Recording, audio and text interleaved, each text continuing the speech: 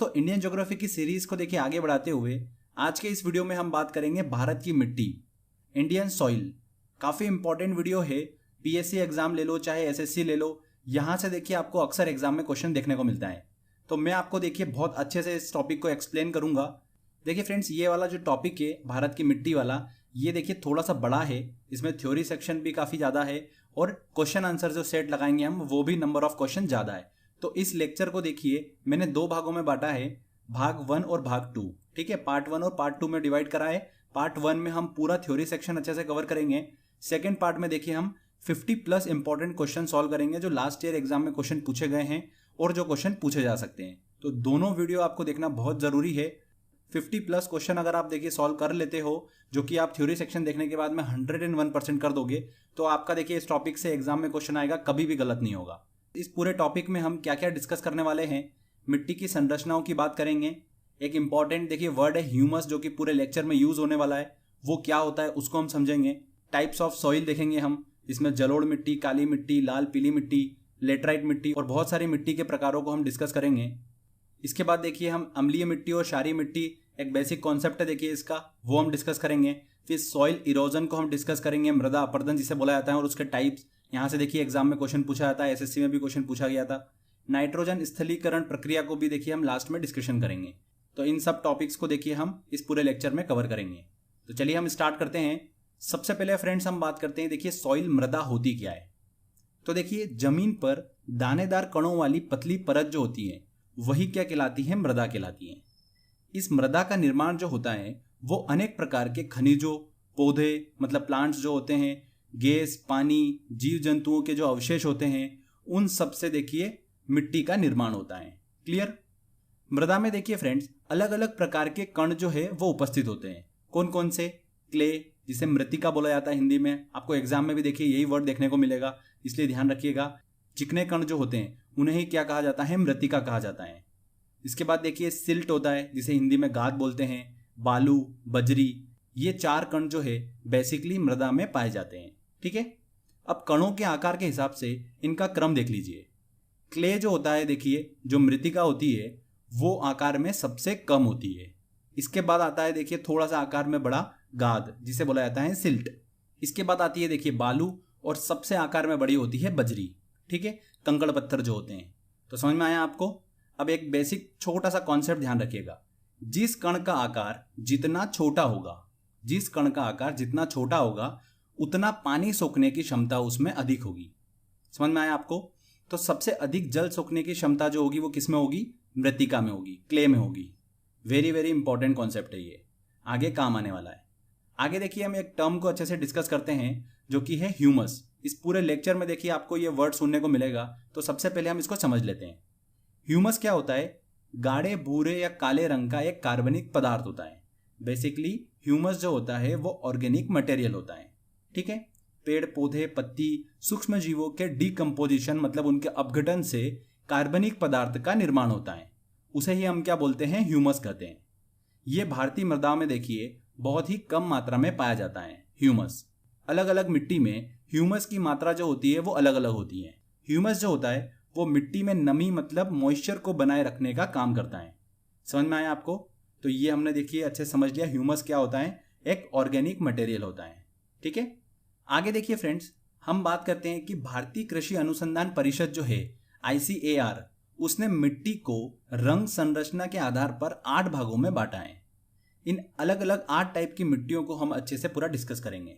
कौन कौन सी है देखिए एक बार। जलोढ़ मिट्टी, काली मिट्टी, लाल पीली मिट्टी, लेटराइट मिट्टी, शुष्क मिट्टी, लवणीय मिट्टी, पिटमय मिट्टी और वन मिट्टी।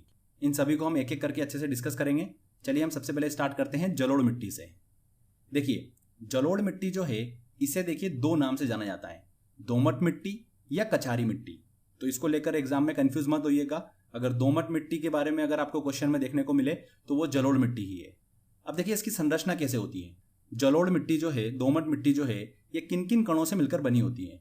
तो देखिए इसके अंदर 40% होता है बालू, सैंड, 40% होता है मृत्तिका मतलब चिकने कण जो हमने बात करी थी, क्ले, 20% होता है इसके अंदर सिल्ट मतलब गाद। ये कॉम्बिनेशन जो मैंने आपको बताया है ये ध्यान रखिएगा, एग्जाम में सीधे क्वेश्चन पूछ लेते हैं। ओके, ये भारत की देखिए जलोढ़ मिट्टी जो है ये सबसे उपजाऊ मिट्टी है। इसीलिए जलोढ़ मिट्टी को अन्य मिट्टी की तुलना में कम उर्वरकों मतलब फर्टिलाइजर की आवश्यकता होती है। सबसे ज्यादा भारत की उपजाऊ मिट्टी कौन सी है? जलोढ़ मिट्टी है। दोमट मिट्टी जो है देश के कुल क्षेत्रफल के लगभग 40% भाग को ढके हुए हैं।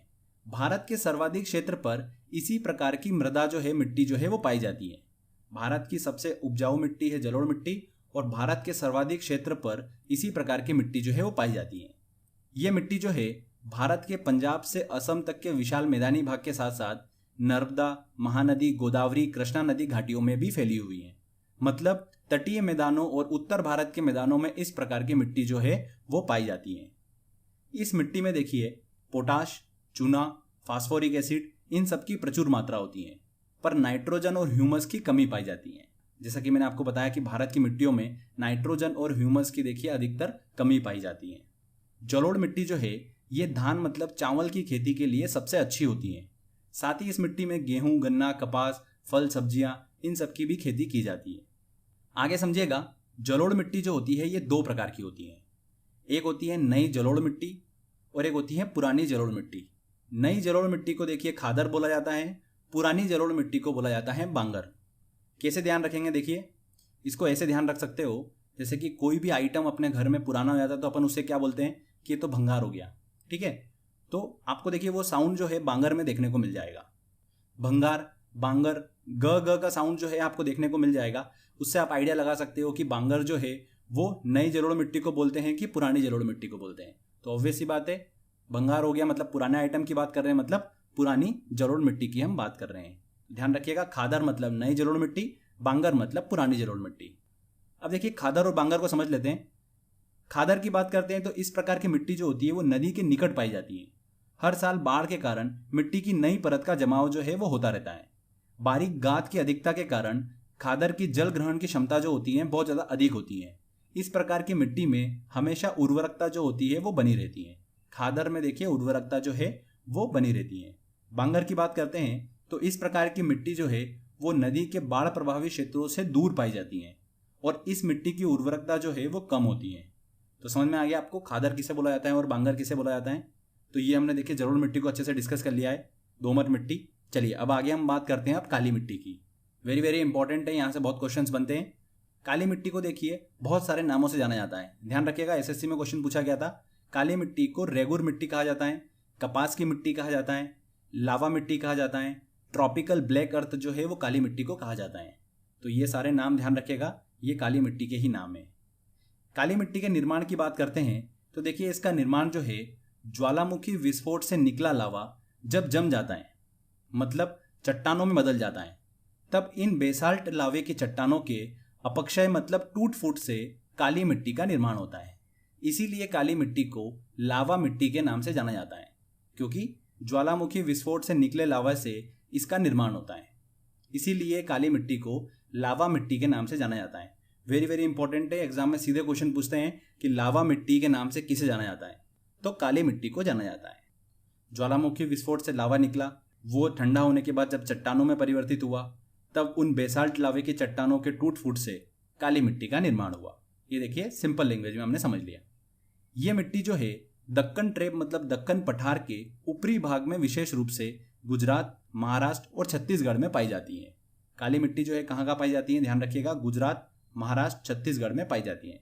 ध्यान रखिएगा, काली मिट्टी का सबसे ज्यादा जो है विस्तार कहाँ पर पाया जाता है? महाराष्ट्र में पाया जाता है। काली मिट्टी सबसे ज्यादा महाराष्ट्र में पाई जाती है। और हमने बात करी कि कपास की खेती के लिए काली मिट्टी जो है वो उपयुक्त होती है, इसीलिए महाराष्ट्र जो है वो कपास का उत्पादन जो है वो अच्छा खासा करता है।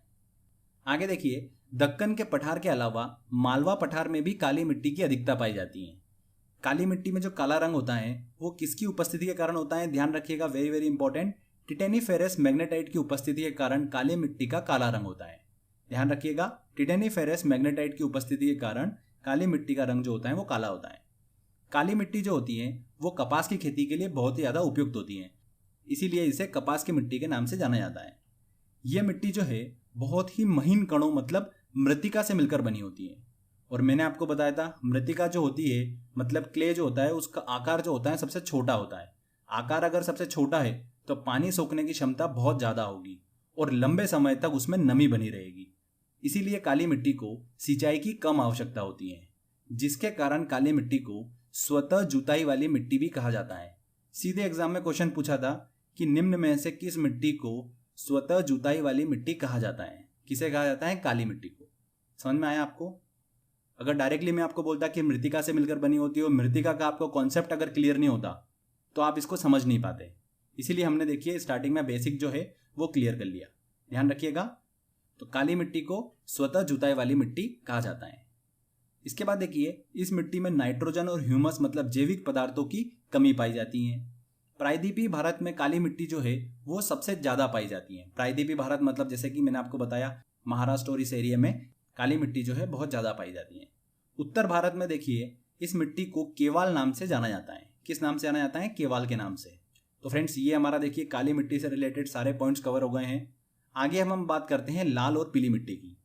इस मिट्टी का निर्माण जो है वो कायांतरिक शेलों मतलब मेटामॉर्फिक रॉक्स के टूट फूट से हुआ है। लाल और पीली मिट्टी का निर्माण। अब हमारे दिमाग में क्वेश्चन आता है कि कायांतरिक शेल जो है वो किसे कहा जाता है, मेटामॉर्फिक रॉक्स जो है वो किसे कहा जाता है। तो ये एक बेसिक चीजें हैं। देखिए मैं आपको रिवाइज करा देता हूँ अगर आपको नहीं पता है तो। पृथ्वी पर देखिए बेसिकली 3 शेलों की हम बात करते हैं। ठीक है, कौन कौन सी? आग्नेय शेल, अवसादी शेल और कायांतरित शेल। कायांतरित शेल को ही देखिए रूपांतरित शेल भी कहा जाता है। तो फ्रेंड्स देखिए आग्नेय शेलों का निर्माण जो है, जो इग्नियस शेल है, इसका निर्माण कैसे होता है? जमीन के अंदर के पिघले हुए चट्टानी पदार्थ के ठंडे होकर जम जाने से आग्नेय शेल का निर्माण होता है।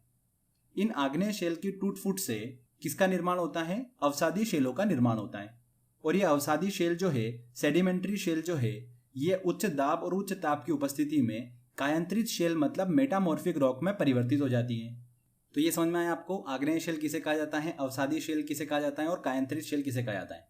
तो इन्हीं कायांतरित शेलों के टूट फूट से लाल और पीली मिट्टी का निर्माण होता है। अब समझ में आया आपको? इस प्रकार की मिट्टी में देखिए लोहा और सिलिका की मात्रा ज्यादा होती है। लोहे और सिलिका की मात्रा किस मिट्टी में ज्यादा होती है? लाल और पीली मिट्टी में। लाल और पीली मिट्टी जो है ये दक्कन के पठार के पूर्व और दक्षिण में पाई जाती है। छत्तीसगढ़, ओडिशा, कर्नाटक, आंध्र प्रदेश, तमिलनाडु, इसके साथ साथ में ध्यान रखिएगा नागालैंड, झारखंड, इसमें प्रमुख रूप से पाई जाती है। हमने काली मिट्टी की बात करी तो वहां पर टिटेनिफेरस मैग्नेटाइट की उपस्थिति के कारण काली मिट्टी का काला रंग होता है। लाल मिट्टी का ध्यान रखिएगा फेरिक ऑक्साइड की उपस्थिति के कारण लाल रंग होता है। जब ये मिट्टी जल को सोखती है मतलब जल योजित अवस्था में होती है तब ये लाल मिट्टी जो है वो पीली मिट्टी दिखाई देती है। समझ में आया आपको? इस मिट्टी में देखिए नाइट्रोजन और ह्यूमस की मात्रा जो होती है वो कम होती है। प्रायः ये मिट्टी जो है बंजर भूमि के रूप में हमें देखने को मिलती है। यह मिट्टी जो है बजरी युक्त, बलुई और छिद्र युक्त होती है, इसलिए ये बाजरे की खेती के लिए बहुत ही ज्यादा उपयुक्त होती है। ध्यान रखिएगा लाल मिट्टी जो होती है वो बाजरे की खेती के लिए बहुत ही ज्यादा उपयुक्त होती है। एग्जाम में क्वेश्चन पूछे कि बाजरे की खेती के लिए कौन सी मिट्टी जो होती है वो उपयुक्त होती है, तो ध्यान रखिएगा लाल और पीली मिट्टी जो होती है वो बाजरे की खेती के लिए बहुत ही ज्यादा उपयुक्त होती है। यह मिट्टी आलू और फलों के लिए भी उपयुक्त होती है। आगे देखिए अब हम बात करते हैं लेटराइट मिट्टी के बारे में। लेटराइट मिट्टी को देखिए मखरली मिट्टी भी कहा जाता है। एग्जाम में देखिए आपको मखरली मिट्टी के नाम से क्वेश्चन देखने को मिले तो कंफ्यूज मत होइएगा, इसे ही लेटराइट मिट्टी जो है वो कहा जाता है। लेटराइट मिट्टी उच्च तापमान और अत्यधिक वर्षा वाले क्षेत्रों में विकसित होती है। जहां पर पानी ज्यादा गिरता है, वर्षा ज्यादा होती है, वहां पर लेटराइट मिट्टी जो है वो देखने को मिलती है। साथ ही ध्यान रखिएगा निक्षालन के कारण, लीचिंग के कारण इस मिट्टी का निर्माण जो है वो देखने को मिलता है लेटराइट मिट्टी का। लेटराइट मिट्टी जो है गीली होने पर दही की तरह लिपलिपी और सूख जाने पर ईंट की तरह कठोर हो जाती है। लेटराइट मिट्टी में लोह ऑक्साइड और एल्यूमिनियम की भरपूर मात्रा देखने को मिलती है और लोह ऑक्साइड की उपस्थिति के कारण इस मिट्टी में देखिए लाल रंग जो है वो देखने को मिलता है। इस मिट्टी में देखिए चूना, नाइट्रोजन और ह्यूमस की मात्रा जो है वो कम होती है क्योंकि ज्यादा वर्षा के कारण ह्यूमस जो है वो जल में घुलकर मिट्टी की निचली परतों में चला जाता है। इसीलिए लेटराइट मिट्टी में ह्यूमस की मात्रा जो है वो कम पाई जाती है। यह मिट्टी मुख्यतः देखिए कर्क रेखा और मकर रेखा के बीच स्थित राज्यों में पाई जाती है, जैसे कि कर्नाटक, केरल, तमिलनाडु, महाराष्ट्र, ओडिशा, पश्चिम बंगाल और पूर्वोत्तर में मेघालय में। ठीक है, ध्यान रखिएगा, बहुत ही ईजी है याद रखना कि लेटराइट मिट्टी कहाँ पर पाई जाती है, तो कर्क रेखा और मकर रेखा के बीच स्थित राज्यों में पाई जाती है लेटराइट मिट्टी। ठीक है, इस मिट्टी का देखिए सबसे ज्यादा विस्तार अगर हम बात करें तो किस राज्य में है? केरल में। मतलब मालाबार तटीय प्रदेश में लेटराइट मिट्टी का विस्तार जो है वो अधिक देखने को मिलता है। यह मिट्टी जो है प्रायः कम उर्वरकता वाली होती है, फिर भी देखिए उर्वरकों का उपयोग कर मतलब फर्टिलाइजर का उपयोग कर इसमें देखिए कपास, चाय, कॉफी, काजू, गन्ने की खेती जो है वो की जाती है।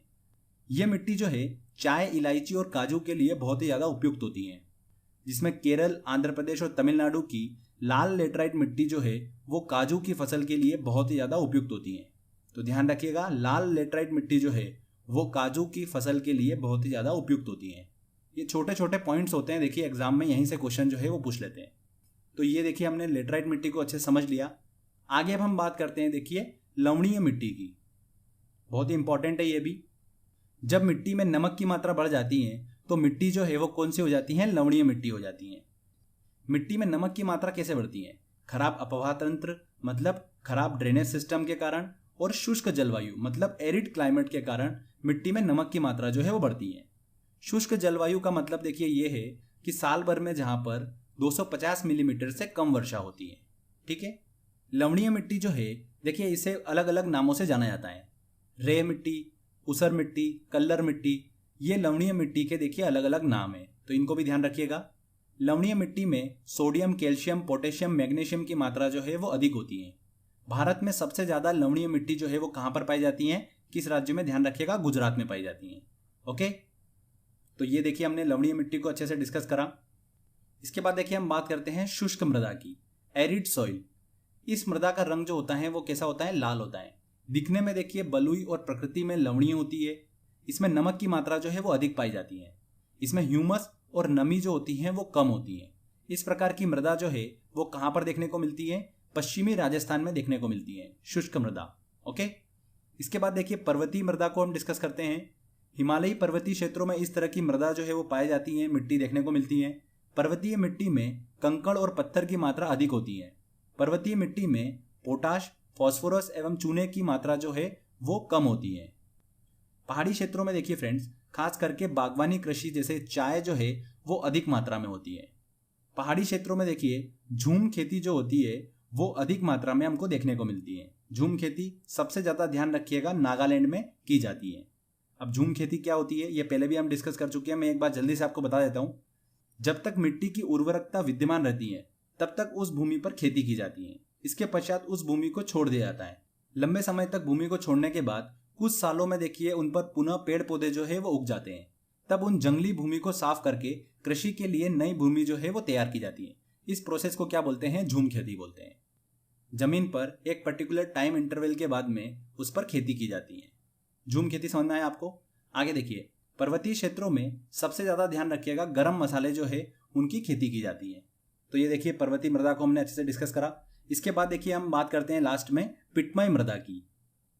इसे देखिए दलदली मिट्टी, जैविक मिट्टी भी कहा जाता है। ऑर्गेनिक सॉइल जो है वो किसे कहा जाता है? पिटमय मृदा को कहा जाता है। जैसा कि नाम से स्पष्ट है कि दलदली मिट्टी है तो मतलब पानी की मात्रा इसमें अधिक होती है। ये मृदा भारी वर्षा और उच्च आर्द्रता मतलब ह्यूमिडिटी वाले क्षेत्रों में पाई जाती है। जैव पदार्थ की अधिकता के कारण इस मिट्टी में ह्यूमस और जैव तत्व जो है वो पर्याप्त मात्रा में उपस्थित होते हैं। ये मिट्टी जो होती है वो गाढ़े काले रंग की होती है, पिटमय मृदा। ठीक है, जैसा कि मैंने आपको बताया कि पिटमय मृदा, जैविक मिट्टी को दलदली मिट्टी के नाम से जाना जाता है। तो भारत में दलदली मिट्टी का क्षेत्र जो है वो देखिए कहाँ कहाँ पर है? केरल, उत्तराखंड, पश्चिम बंगाल, इन क्षेत्रों में देखिए दलदली मिट्टी जो है वो पाई जाती है। इस मृदा का देखिए सबसे बड़ा गुण ये है कि इसमें जीवाश्म की प्रचुर मात्रा होती है, इसीलिए इसे जैविक मिट्टी के नाम से जाना जाता है। जैव मिट्टी किसे कहा जाता है? पिटमय मृदा को कहा जाता है। तो ये देखिए हमने सारे मृदा के टाइप्स को अच्छे से डिस्कस कर लिया। इसके बाद देखिए फ्रेंड्स, मैं आपको कुछ इंपॉर्टेंट पॉइंट्स बताऊंगा, उसके बाद में हम टेस्ट की ओर चलेंगे और सारे इंपॉर्टेंट क्वेश्चंस को सॉल्व करेंगे। पहला देखिए इंपॉर्टेंट पॉइंट है, देश में मिट्टी के विस्तार का अगर क्रम हम देखें तो देखिए सबसे ज्यादा है जलोढ़ मिट्टी। 15 लाख वर्ग किलोमीटर पर देखिए ये मिट्टी जो है पाई जाती है, जलोढ़ मिट्टी। इसके बाद सेकंड नंबर पर आती है लाल और पीली मिट्टी, तीसरे नंबर पर आती है काली मिट्टी और चौथे नंबर पर आती है लेटराइट मिट्टी। क्लियर? भारत में सभी मिट्टियों में जैविक पदार्थों की कमी पाई जाती है, पर काली मिट्टी में देखिए फ्रेंड्स कुछ मात्रा में जैविक पदार्थ जो है वो उपस्थित होते हैं। ध्यान रखिएगा, काली मिट्टी में कुछ मात्रा में जैविक पदार्थ जो है वो उपस्थित होते हैं। ठीक है, आगे देखिए इसके बाद हम बात करते हैं अम्लीय मिट्टी और क्षारीय मिट्टी क्या होती है। तो फ्रेंड्स आप सभी को देखिए पीएच वैल्यू से रिलेटेड कुछ पॉइंट्स तो पता ही होंगे कि पीएच मान जो है ये मिश्रण में कितनी अम्लीयता है, कितनी क्षारीयता है इसको बताता है। मिक्सचर जो है वो कितना एसिडिक है, कितना अल्कलाइन है, ये बताता है पीएच वैल्यू। सामान्य भूमि का पीएच मान जो होता है वो क्या होता है, 6 से 7 होता है सामान्य भूमि का। और सामान्य फसलें जो है इसी पीएच वैल्यू में उगाई जाती है। जब मिट्टी की पीएच वैल्यू ज़्यादा होती है 7.2 पीएच वैल्यू से, तो वो मिट्टी कैसी हो जाती है, अम्लीय हो जाती है, मतलब एसिडिक हो जाती है। जब मिट्टी की पीएच वैल्यू कम होती है 7.2 से, तो वो मिट्टी कैसी हो जाती है, क्षारीय हो जाती है। ध्यान रखिएगा इस चीज़ को, वेरी वेरी इंपॉर्टेंट है। 7.2 पीएच वैल्यू से अगर मिट्टी की पीएच ज़्यादा है तो वो अम्लीय है। 7.2 से देखिए उसकी पीएच कम है मिट्टी की, तो वो क्षारीय मिट्टी होगी। अम्लीय मिट्टी जो है वो अधिक वर्षा वाले स्थानों पर पाई जाती है, और क्षारीय मिट्टी जो है ये कम वर्षा वाले स्थान पर पाई जाती है, और कम वर्षा वाले स्थानों पर क्षारीय मिट्टी जो है वो पाई जाती है। फसलों के लिए देखिए हम बात करें तो अधिक अम्लीय मिट्टी और अधिक क्षारीय मिट्टी जो होती है वो ठीक नहीं होती है। एक इंपॉर्टेंट पॉइंट देखिएगा, एग्जाम में पूछते हैं मिट्टी में अम्लीयता कम करने के लिए। अब मिट्टी में ज़्यादा अम्लीयता है, एसिडिक है मिट्टी बहुत ज़्यादा, तो उसमें देखिए अम्लीयता कम करने के लिए चूने का उपयोग किया जाता है। क्षारीयता कम करने के लिए मिट्टी में जिप्सम मतलब कैल्शियम सल्फेट का उपयोग किया जाता है। वेरी वेरी इंपॉर्टेंट, अम्लीयता कम करने के लिए चूने का और क्षारीयता कम करने के लिए जिप्सम का उपयोग किया जाता है। भारत में सबसे ज़्यादा क्षारीय मृदा जो है वो किस क्षेत्र में है, देखिए यूपी में है, उत्तर प्रदेश में। अम्लीय मिट्टी जो है चाय बागानों के लिए देखिए बहुत ज़्यादा उपयुक्त होती है, जब पानी का निकास जो है वो अच्छा हो, इसीलिए पर्वतीय ढालों पर इसे उगाया जाता है। तो ये देखिए हमने अम्लीय और क्षारीय मिट्टी जो है अच्छे से डिस्कस करी है। आगे देखिए फ्रेंड्स, लास्ट हम टॉपिक डिस्कस करेंगे जो कि है मृदा अपरदन, सॉइल इरोजन। ये भी बहुत ही इंपॉर्टेंट है, यहाँ से भी क्वेश्चन बनते हैं। मृदा की देखिए प्रमुख समस्याओं में से एक है मृदा अपरदन, सॉइल इरोजन। मृदा क्षेत्र में मतलब मिट्टी क्षेत्र में वनस्पतियों, प्लांट्स नहीं होने के कारण, प्राकृतिक कारणों के चलते मृदा जो होती है, मिट्टी जो होती है वो खंडित होकर टूट जाती है और बह जाती है। इसे ही क्या बोलते हैं, हम मृदा अपरदन बोलते हैं। मिट्टी में वनस्पति, प्लांट्स नहीं होने के कारण, प्राकृतिक कारणों के चलते मृदा जो है वो खंडित होकर टूट जाती है और बह जाती है। इसे ही हम क्या बोलते हैं, मृदा अपरदन बोलते हैं। प्राकृतिक कारणों में जैसे कि वर्षा होना। ठीक है, आगे हम डिस्कस करेंगे। मृदा अपरदन के कारण देखते हैं तो तीव्र मूसलाधार बारिश मृदा अपरदन का देखिए सॉइल इरोजन का प्रमुख कारण है। वनों की कटाई, झूम कृषि, तीव्र वायु का चलना, अवैज्ञानिक कृषि जैसे कि बहुत ज़्यादा सिंचाई और बहुत ज़्यादा उर्वरक मतलब फर्टिलाइजर का उपयोग करना, खुदाई, सड़क निर्माण, बांध का निर्माण, ये सभी जो है मृदा अपरदन मतलब सॉइल इरोजन के कारण है। क्लियर। आगे देखिए हम बात करते हैं मृदा अपरदन के प्रकारों को, टाइप्स ऑफ सॉइल इरोजन। सबसे पहला आता है, देखिए क्रम ध्यान रखिएगा, मैं एक एक करके आपको पूरा अच्छे समझा रहा हूं। आसफाल अपरदन, जब वर्षा की बूंद सीधे मिट्टी पर गिरती है तब मिट्टी के कण मुख्य भूमि से अलग हो जाते हैं, इसे ही क्या बोलते हैं, आसफाल अपरदन बोलते हैं। ठीक है। इसके बाद देखिए आता है परत अपरदन। मृदा मतलब मिट्टी की ऊपरी परत के अपरदन को ही क्या बोलते हैं हम, परत अपरदन मतलब शीट इरोजन कहते हैं। यह अपरदन समतल भूमि पर मूसलाधार वर्षा के बाद होता है। इसमें मृदा का दिखना आसानी से दिखाई नहीं देता है, पर यह बहुत ही ज्यादा हानिकारक होता है क्योंकि मिट्टी की सूक्ष्म और अधिक उर्वरक परत जो है ऊपर की वो इसमें हट जाती है। मिट्टी की ऊपर की परत जो होती है वो जल के प्रभाव के कारण हट जाती है परत अपरदन में। ठीक है। आसफाल में देखिए क्या हुआ, बारिश की बूंद गिरी, उसमें देखिए मुख्य भूमि से मिट्टी के कण अलग हो गए। परत अपरदन में क्या हुआ, सूक्ष्म मिट्टी के कण जो है वो पानी के साथ बह के आगे चले गए। ठीक है, मिट्टी की परत जो है ऊपर की वो हट गई परत अपरदन में। इसके बाद आता है देखिए रील अपरदन। इसमें देखिए मूसलाधार बारिश के कारण मृदा की कमजोर परत जो है वो हट जाती है और कठोर मृदा में नालियां जो है वो बनने लगती है। इसे ही क्या बोलते हैं, रील अपरदन बोलते हैं। ठीक है। मृदा में नालियों का बनना क्या कहलाता है, रील अपरदन कहलाता है। समझ में आ रहा है आपको, पूरा सीक्वेंस वाइज चल रहे हैं हम। इसके बाद आता है देखिए चौथा, अवनालिका अपरदन, जहां से एग्जाम में क्वेश्चन पूछा गया था। जब देखिए सतही जल की मात्रा बढ़ती है, मतलब जल की प्रवाह की मात्रा बढ़ती है, ढलानों पर जल का वेग भी बढ़ जाता है, जिसके कारण धाराएं जो है वो चौड़ी होकर अवनालियों में बदल जाती हैं और आगे जाकर अवनालियां बड़े बड़े गड्ढों में परिवर्तित हो जाती हैं। जो रील अपरदन में हमने देखा था कि छोटी नालियां जो है वो बनने लग जाती हैं, वही नालियां जो है अब बड़ा रूप ले लेती हैं, किसमें, अवनालिका अपरदन में, और बड़े बड़े गड्ढों में परिवर्तित हो जाती हैं। और ये गड्ढे जो होते हैं 50 से 100 फीट तक गहरे होते हैं। जो हमने बात करी थी रील अपरदन की, जब वो लंबे समय तक चलता है तब देखिए अवनालिका अपरदन में वो बदल जाता है। समझ में आया आपको। अब एक वेरी वेरी इंपॉर्टेंट पॉइंट ध्यान रखिएगा, चंबल घाटी क्षेत्र में खड्डों का निर्माण जो है वो अवनालिका अपर्दन के कारण ही हुआ है। ऐसी भूमि जो है वो कृषि योग्य नहीं होती है। तो चंबल क्षेत्र में हम बात करें, मध्य प्रदेश में सबसे ज़्यादा ध्यान रखिएगा, अवनालिका अपर्दन जो देखने को मिलता है वो मुरैना जिले में देखने को मिलता है। ठीक है, एमपीपीएससी में क्वेश्चन पूछा था ये, इसलिए इसको ध्यान रखिएगा। तो फ्रेंड्स, ये हमने मृदा अपर्दन के प्रकारों को डिस्कस कर लिया। तो मृदा अपर्दन प्रतिक्रियाओं का देखिए क्रम भी ध्यान रखिएगा आप।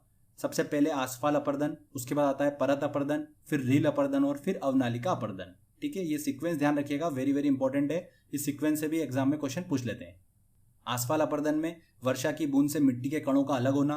परत अपर्दन में मिट्टी की ऊपर की परत जल के साथ बह जाती है। रील अपर्दन में मिट्टी में छोटी और कम गहरी नालियां बनती हैं। और अवनालिका अपर्दन में रील अपर्दन की नालियां बड़ी होकर विस्तृत हो जाती हैं और बड़े बड़े गड्ढों का निर्माण होने लगता है। ये हमने बहुत ही शॉर्ट एंड सिंपल लैंग्वेज में समझ लिया।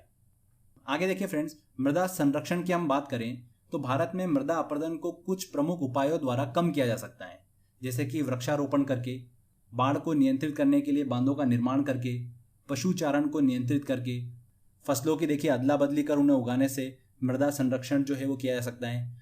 झूम कृषि को नियंत्रित करके भी मृदा संरक्षण को किया जा सकता है। तो ये देखिए फ्रेंड्स, सॉइल इरोजन वाला हमने पूरा अच्छे से समझ लिया। लास्ट में देखिए एक इंपॉर्टेंट पॉइंट डिस्कस करते हैं कि जो दलहनी फसलें होती है वो नाइट्रोजन स्थिरीकरण में भरपूर मदद करती हैं, जैसे कि चना, मूंग, अरहर, सोयाबीन, मूंगफली, मटर, उड़द, ये सब जो है नाइट्रोजन स्थिरीकरण में भरपूर मदद करती है। मतलब इन फसलों को उगाने से मिट्टी की उर्वरकता जो है वो बढ़ जाती है। समझ में आया आपको? अब देखिए यहाँ पर नाइट्रोजन स्थिरीकरण की बात करी हमने, तो इसको भी टर्म को हमको समझना जरूरी है। कुछ स्टूडेंट को पता होगा, किसी को अगर नहीं पता है तो एक बार हम इसको देखिए शॉर्ट में समझ लेते हैं। नाइट्रोजन स्थिरीकरण प्रक्रिया क्या होती है? देखिए, पेड़ पौधों को श्वसन के लिए नाइट्रोजन की आवश्यकता होती है। हवा में देखिए 78% नाइट्रोजन होती है, लेकिन पेड़ पौधे जो होते हैं वो श्वसन के जरिए सीधे इसका उपयोग नहीं कर पाते। पौधों को नाइट्रोजन जो मिलने का स्रोत है वो क्या है? नाइट्रोजन स्थिरीकरण प्रक्रिया। समझ में आया आपको? प्रकृति में कुछ ऐसे सूक्ष्म जीव पाए जाते हैं जो वातावरण से सीधे नाइट्रोजन को ग्रहण करते हैं और इसका रूपांतरण उपयुक्त जैविक यौगिकों में करते हैं। इसी पूरी प्रक्रिया को क्या कहते हैं? नाइट्रोजन स्थिरीकरण कहते हैं। अब देखिए, दलहनी फसलें जो है उनकी पौधों की जड़ों में जो गठाने पाई जाती हैं उसमें राइजोबियम परजीवी के बैक्टीरिया होते हैं। ये बैक्टीरिया हवा में मौजूद नाइट्रोजन को लेकर पौधों में नाइट्रोजन जो है वो उपलब्ध कराते हैं, जो कि अभी हमने बात करी। इसी प्रोसेस को क्या बोलते हैं? नाइट्रोजन स्थिरीकरण बोलते हैं। क्लियर हुआ आपको? तो ध्यान रखिएगा कौन कौन सी दलहनी फसलें, चना, मूंग, अरहर, सोयाबीन, मूंगफली, मटर और उड़द। उड़द जो है वो अच्छी मात्रा में देखिए मृदा मतलब मिट्टी की उर्वरक क्षमता जो है वो बढ़ाती है। मतलब ये जो फसलें हैं ये फर्टिलाइजर का काम ही करती हैं। क्लियर हुआ आपको? तो यहाँ पर देखिए फ्रेंड्स, हमारा ये थ्योरी वाला पूरा सेक्शन कंप्लीट होता है। बहुत ही बड़ा टॉपिक है ये, पर हमने सारा कवर करा है, कुछ भी नहीं छोड़ा है। मतलब एग्जाम में देखिए क्वेश्चन जो है वो इसके अलावा तो पूछ ही नहीं सकते हैं। हमने पूरा अच्छे से समझ लिया है। अगर आप पूरा ये एक बार अच्छे से रीड भी कर लेते हो, ध्यान से सुन भी लेते हो, तो आपको ऐसा कोई रटने की जरूरत नहीं है, इसको समझने की जरूरत है। सिंपल आपने एक बार सुन लिया अच्छे से, सारे क्वेश्चन जो है बड़ी आसानी से आप देखिए इस टॉपिक के सॉल्व कर लेंगे।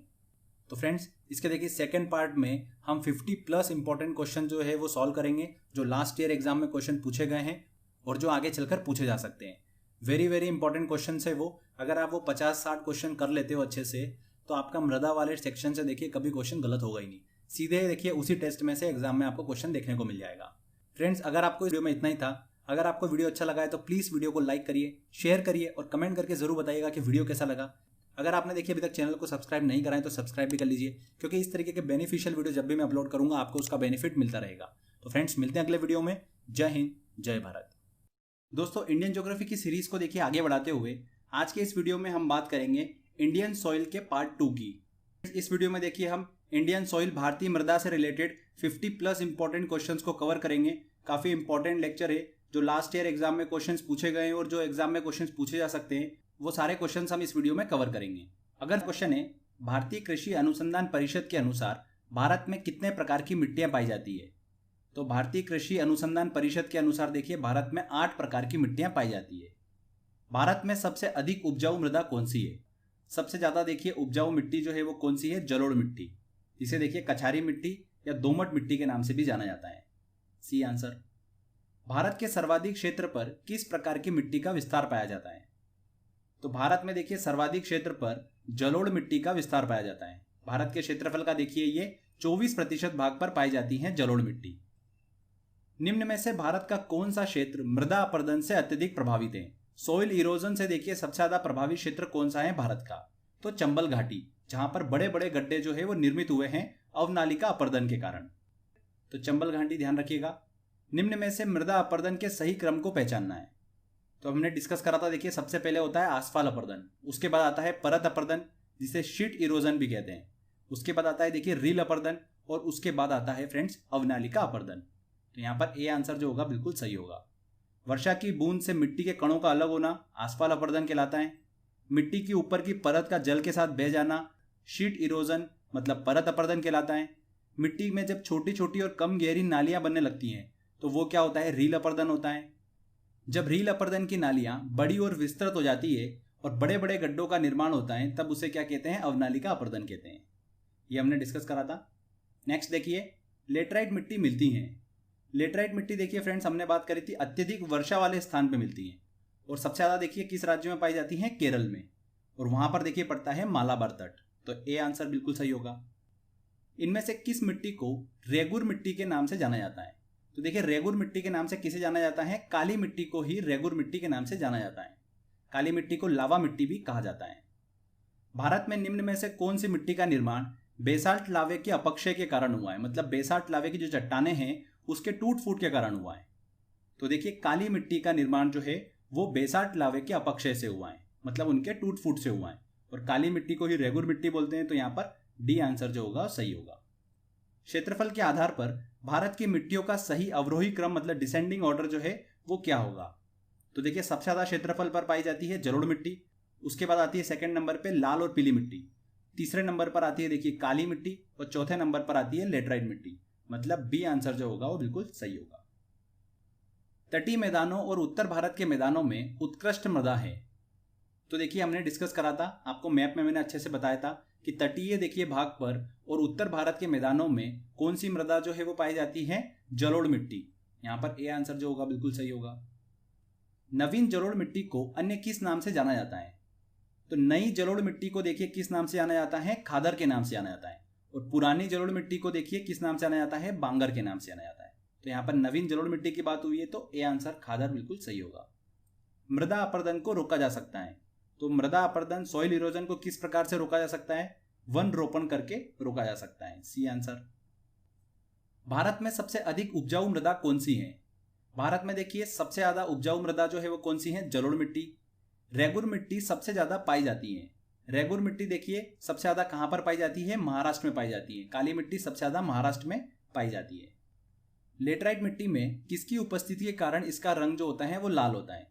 तो किसकी उपस्थिति के कारण? देखिए लो ऑक्साइड की उपस्थिति के कारण लेटराइट मिट्टी का रंग जो होता है वो लाल होता है। और काली मिट्टी में हमने बात करी थी टिटेनीफेरस मैग्नेटाइट की उपस्थिति के कारण काली मिट्टी का काला रंग होता है। तो ये दोनों पॉइंट ध्यान रखिएगा। देश की निम्नलिखित में से किसे स्वतः जुताई मिट्टी जो है वो कहा जाता है? किसे कहा जाता है फ्रेंड्स? काली मिट्टी को स्वतः जुताई मिट्टी कहा जाता है। क्यों कहा जाता है? हमने डिस्कस करा था। काली मिट्टी जो होती है वो महीन चिकने कणों से मिलकर बनी होती है, मतलब मृतिका से मिलकर बनी होती है, क्ले से मिलकर बनी होती है। और मृतिका में देखिए पानी सोखने की क्षमता जो होती है वो ज्यादा होती है, क्योंकि छोटे छोटे कण होते हैं और जिस कण का आकार छोटा होता है वो पानी को ज्यादा सोखता है। इसलिए काली मिट्टी में नमी जो है वो हमेशा बनी रहती है। इसकी वजह से देखिए काली मिट्टी को कम सिंचाई की आवश्यकता होती है। स्वतः जुताई वाली मिट्टी कहा जाता है काली मिट्टी को। क्लियर? पुरानी जलोढ़ मिट्टी को अन्य किस नाम से जाना जाता है? पुरानी जलोढ़ मिट्टी को देखिए बांगर के नाम से जाना जाता है। गंगा के मैदानों की पुरानी कछारी मिट्टी कहलाती है। कछारी मिट्टी देखिए आपको कंफ्यूज कर सकते हैं नाम देकर, इसीलिए क्वेश्चन मैंने डाला है। कछारी मिट्टी मतलब जलोढ़ मिट्टी। तो पुरानी जलोढ़ मिट्टी को देखिए किस नाम से जाना जाता है? बांगर के नाम से जाना जाता है। A answer. निम्न में से किस प्रकार की मिट्टी के लिए न्यूनतम उर्वरक मतलब फर्टिलाइजर की आवश्यकता होती है? तो सबसे कम देखिए उर्वरक की आवश्यकता किस मिट्टी को होती है? जलोढ़ मिट्टी को, क्योंकि सबसे ज्यादा उपजाऊ मिट्टी जलोढ़ मिट्टी होती है। भारत में सबसे बड़ा मिट्टी का वर्ग है। सबसे बड़ा मिट्टी का वर्ग कौन सा है? कछारी मिट्टी का मतलब जलोढ़ मिट्टी का। D answer. सामान्य फसलें उगाने के लिए उर्वर भूमि का पीएच मान कितना आवश्यक होता है? देखिए फ्रेंड्स, सामान्य फसलें उगाने के लिए जो सामान्य भूमि का पीएच मान होता है वो कितना होता है? 6 से 7 होता है। तो यहां पर देखिए 6 से 7 होना चाहिए। काली मिट्टी का काला रंग किसकी उपस्थिति के कारण होता है? तो काली मिट्टी में देखिए काला रंग जो होता है वो टिटेनीफेरस मैग्नेटाइट की उपस्थिति के कारण होता है। और लेटराइट मिट्टी में मैंने आपको बताया था लो ऑक्साइड की उपस्थिति के कारण उसका रंग जो होता है वो लाल होता है। निम्न में से कौन सी फसल मृदा को नाइट्रोजन से भरपूर कर देती है? तो देखिए फ्रेंड्स, कौन सी फसल है? दलहनी फसलें मैंने आपको बताई थी, चना, मटर, सोयाबीन हुआ जैसे, या उड़द हुई। ये सब फसल जो है मृदा को नाइट्रोजन से भरपूर कर देती हैं, क्योंकि ये नाइट्रोजन स्थलीकरण में अपना अच्छा खासा योगदान देती है। तो यहाँ पर देखिए बी आंसर जो होगा बिल्कुल सही होगा। मटर की फसल जो है वो मिट्टी की उर्वर क्षमता जो है वो बढ़ा देती है, नाइट्रोजन से मिट्टी को भरपूर कर देती है। भूमि की उर्वरकता बढ़ाने के लिए निम्न में से कौन सी फसल उगाई जाती है? कौन सी फसल उगाई जाती है फ्रेंड्स? अभी हमने डिस्कस करा उड़द, सी आंसर सही होगा। देखिए काफी इंपॉर्टेंट क्वेश्चन है ये, ध्यान रखिएगा। कौन सी मिट्टी कपास की खेती के लिए सबसे ज्यादा उपयुक्त होती है? कौन सी मिट्टी? देखिए काली मिट्टी जो होती है वो कपास की खेती के लिए सबसे ज्यादा उपयुक्त होती है। काली मिट्टी को ही कपास की मिट्टी कहा जाता है। दोमट मिट्टी में मिट्टी का कौन सा कण मिलता है? तो फ्रेंड्स मैंने आपको बताया था दोमट मिट्टी देखिए बालू, मृतिका और गाद, इन तीनों कणों से मिलकर बनी होती है। 40% बालू होता है, 40% मृतिका होता है और 20% होता है गाद। इनसे मिलकर बनी होती है दोमट मिट्टी। तो उपयुक्त सभी यहाँ पर डी आंसर जो होगा बिल्कुल सही होगा। पश्चिम राजस्थान की मिट्टी में किसकी मात्रा अधिक होती है? तो फ्रेंड्स पश्चिम राजस्थान की मिट्टी मैंने आपको बताया था वहां पर शुष्क मृदा जो है वो पाई जाती है, जिसकी प्रवृत्ति क्या होती है? उसमें देखिए नमक की मात्रा अधिक होती है, मतलब मिट्टी जो होगी वो लवणीय मिट्टी होती है। और मिट्टी जितनी लवणीय होगी उसमें कैल्शियम की मात्रा उतनी ज्यादा होती है। तो यहाँ पर देखिए किसकी मात्रा अधिक होती है? कैल्शियम की मात्रा जो होती है वो अधिक होती है। लावा मिट्टी पाई जाती है। लावा मिट्टी जो है वो कहां पर पाई जाती है? देखिए फ्रेंड्स लावा मिट्टी को काली मिट्टी भी कहते हैं। तो ये मालवा पठार में देखिए पाई जाती है, सी आंसर। इनमें से किस मृदा को सिंचाई की कम आवश्यकता होती है क्योंकि यह नमी रोक कर रखती है? तो किस मृदा को? देखिए फ्रेंड्स काली मिट्टी को। काली मिट्टी को देखिए सिंचाई की कम आवश्यकता के कारण स्वतः जुताई वाली मिट्टी भी कहा जाता है, बी आंसर। भारत के समस्त स्थल भाग का कितना प्रतिशत जलोढ़ मिट्टी से ढका है? तो कितने प्रतिशत भाग पर देखिए जलोढ़ मिट्टी है? 24% भाग पर। जलोढ़ मिट्टी में जब बालू के कणों और चीका की मात्रा लगभग बराबर होती है तो उसे क्या नाम दिया जाता है? दोमट मिट्टी का देखिए स्ट्रक्चर मैंने आपको बताया था, जिसके अंदर 40% होती है बालू, 40% होते हैं चिकने कण, जिसे हम मृतिका भी बोलते हैं। तो इसे देखिए क्या कहा जाता है? दोमट मिट्टी, डी आंसर। निम्न में से कौन सी मिट्टी प्रायद्वीपीय भारत में अधिकतम क्षेत्र पर विस्तृत है? तो प्रायद्वीपीय भारत की अगर बात करें तो सबसे ज्यादा काली मिट्टी जो है वो विस्तृत है। उत्तरी भारत की अगर बात करें तो वहां पर देखिए जलोढ़ मिट्टी का देखिए विस्तार जो है वो ज्यादा पाया जाता है। और प्रायद्वीपीय अगर भारत की बात करें, मतलब महाराष्ट्र और इसके आसपास का एरिया में काली मिट्टी का विस्तार जो है वो ज्यादा पाया जाता है। भारतीय मृदाओं में जिस सूक्ष्म तत्व की सर्वाधिक कमी है वह है? तो भारतीय मिट्टी में ध्यान रखिएगा जस्ता की मात्रा जो है वो सबसे ज्यादा कम होती है, तो डी आंसर। पौधों को सबसे अधिक पानी किस मिट्टी में मिलता है? तो देखिए जिस मिट्टी के कण का आकार सबसे छोटा होगा पानी सोखने की क्षमता उतनी अधिक होगी। तो हमने बात करी थी मृतिका की, चिकने कण जिसे क्ले बोलते हैं। तो यहां पर देखिए ए आंसर सही होगा, चिकनी मिट्टी। निम्न में से किस कण का व्यास 0.002 मिलीमीटर से कम होता है? तो फ्रेंड्स देखिए मैंने आपको बताया था चिकने कण मृतिका क्ले का आकार जो होता है वो सबसे कम होता है। क्ले का आकार जो होता है वो 0.002 मिलीमीटर से कम होता है। 0.002 मिलीमीटर से लेकर 0.06 मिलीमीटर के बीच में देखिए आकार होता है गाद का, मतलब सिल्ट का। उसके बाद 0.06 से लेकर 2 मिलीमीटर तक देखिए कणों का आकार होता है किसका? बालू का, मतलब सैंड। और 2 मिलीमीटर से जिस कण का आकार ज्यादा होता है वो क्या कहलाती है? बजरी कहलाती है, ठीक है। तो यहां पर देखिए ए आंसर जो होगा बिल्कुल सही होगा। लावा के प्रवाह से किस मिट्टी का निर्माण होता है? तो लावा मिट्टी कहा जाता है काली मिट्टी को।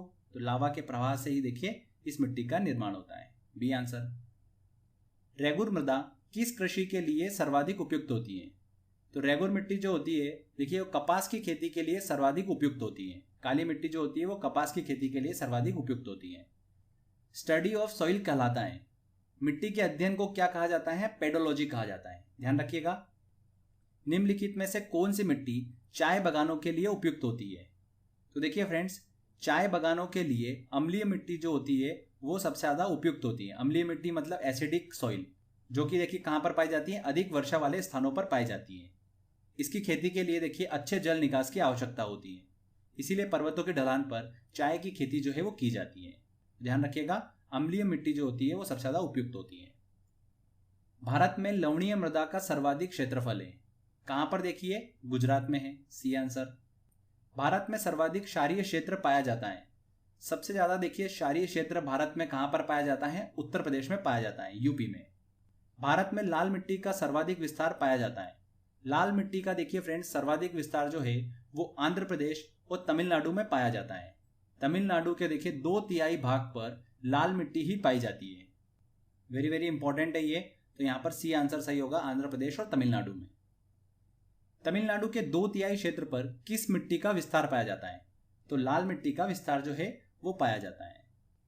किस मिट्टी में लोहे और एल्यूमिनियम की ग्रंथियां पाई जाती हैं, किस मिट्टी में पाई जाती हैं, लेटराइट मिट्टी में देखिए लोहे और एल्यूमिनियम की ग्रंथियां पाई जाती हैं। लेटराइट मिट्टी जो है ये देखिए उच्च तापमान और अत्यधिक वर्षा वाले क्षेत्रों में विकसित होती है। सबसे ज्यादा कहां पर पाई जाती है लेटराइट मिट्टी, केरल में पाई जाती है। मिट्टी में खारापन और क्षारीयपन का समाधान है। मिट्टी में देखिए क्षारीयता अगर कम करना है तो उसके लिए क्या यूज किया जाता है, जिप्सम का उपयोग किया जाता है, तो खेतों में जिप्सम का उपयोग किया जाता है। तेजाबी मिट्टी मतलब यहां पर देखिए अम्लीय मिट्टी की बात हो रही है, को कृषि योग्य बनाने के लिए निम्न में से किसका उपयोग जो है वो किया जाता है, किसका उपयोग किया जाता है, चूने का उपयोग किया जाता है।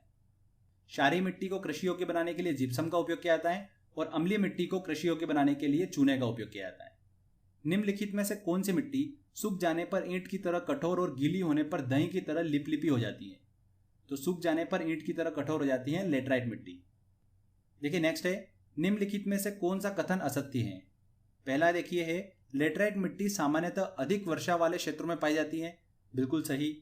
यह एक क्षारीय मिट्टी है, ये देखिए कथन गलत है। अधिक वर्षा वाले क्षेत्रों में पाई जा रही है मतलब अम्लीय मिट्टी है, और यहां पर देखिए क्षारीयता की बात करिए तो बी वाला कथन जो होगा वो असत्य होगा।